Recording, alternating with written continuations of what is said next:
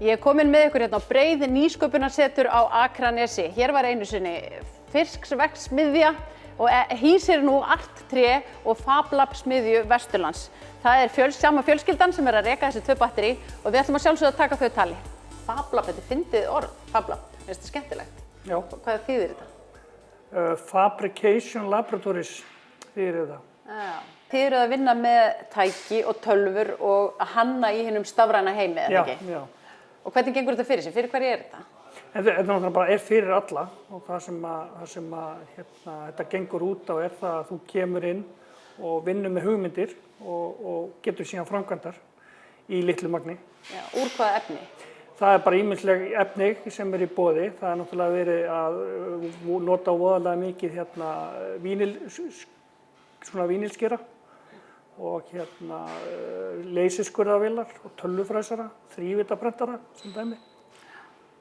Þannig að bara almenningi á Vesturlandi sem að ganga með einhverja hugmyndir eða hönnuna og einhverju, að því stendur til boða að setja sig í samband við þig og byrja að reyna að hanna, koma sér eitthvað ferli. Algjörlega, það verða opni tímar hérna og það getur hver sem er komið inn í þessa auglýstu opni tíma.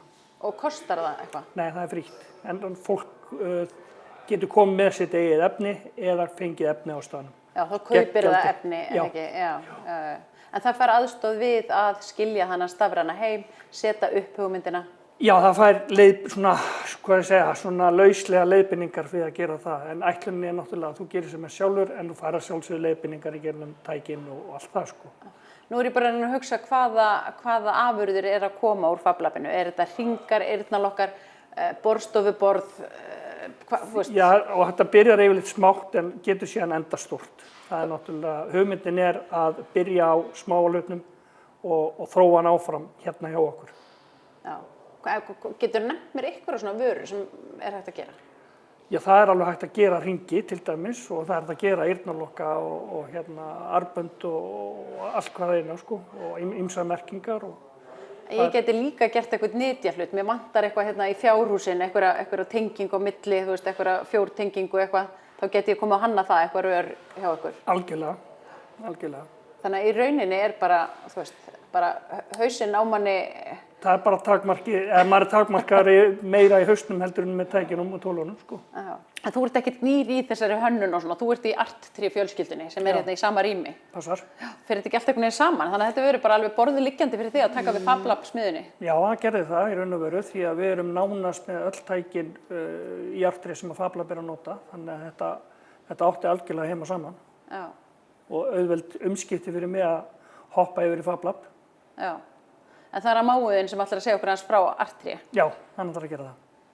Ármann, þú ert í Arttré fjölskyldunni. Já. Hvað eruð að gera í Arttré? Við erum að gera allt mögulegt. Við erum hérna í skiltagerð, prentun, við erum að gera sandblástusfilmur í glugga, við erum að gera minjagripi fyrir svona hönnuði sem er að selja í búðum í Reykjavík til dæmis og Keflavíkurflugvelli og já, og þessi bara í rauninu var allt sem að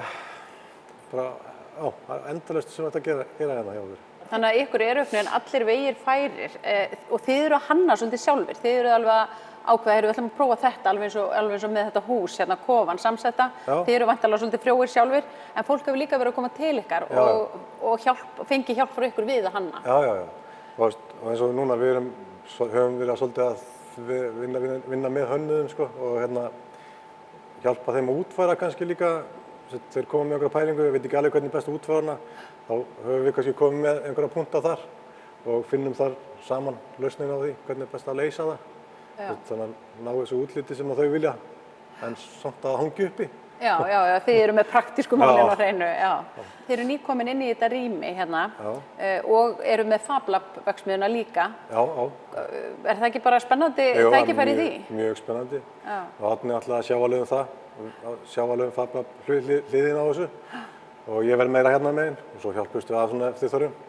Þið eru fjölskyldan í þessu. Það er pabbi og það eru systkini og svo tengdasonur. Hvernig er að vinna svona með fjölskyldinu allan daginn? Það er fínt, sko. Það er alveg gaman.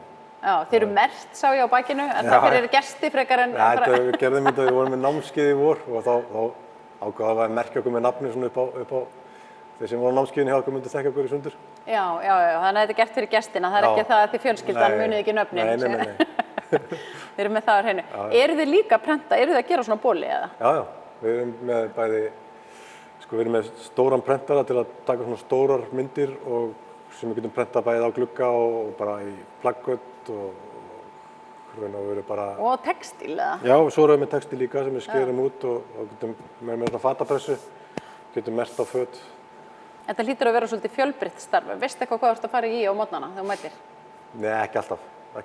En eins og núna bara, ef það eru svona dauðir tímar þá eins og núna, þá hefur við nóg að gera í að koma aðstöðunni í gang, sko. Já. Við erum búin að vera að gera hérna innréttingar og laga til hérna og svo eftir að hálfnuð með þetta, við erum eftir að gera fullt af vinnuborðum og svona fleiri efnisrekka og hitt og þetta. Já, hönnuður og smiðir fara ekkert í IKEA, þetta þannig alltaf bara þeir þurfa að gera þetta sjálfur frá grunni. Já, það er skemmtilegra. Hver er svona mest skapandi af ykkur? Af okkur? Já, eða eru þið bara öll að keppast við alls konar hugmyndir? Gamli kallinn er náttúrulega með endalaust af hugmyndum og er alveg mjög frjór í því, sko, og lausnamiðaður, hann finnur oft góða lausnir á málunum. Já, það er hann alltaf sem stendur fyrir þessu, hann byrjaði með þessu.